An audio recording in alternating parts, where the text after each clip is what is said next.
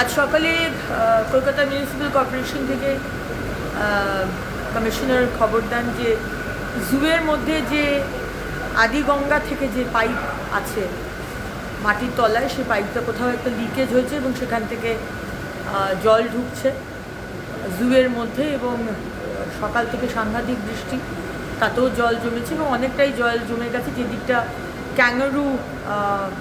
ক্যাঙ্গারুর enclosure, chimpanzee enclosure আছে ওই জায়গাটাতে।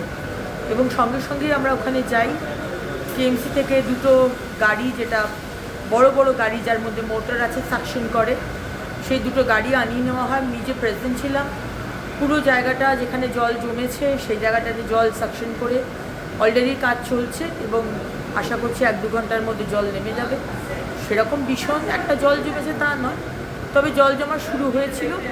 পাইপ যেখানে ফেটে গেছে সেইখানটাও মেরামত চলছে।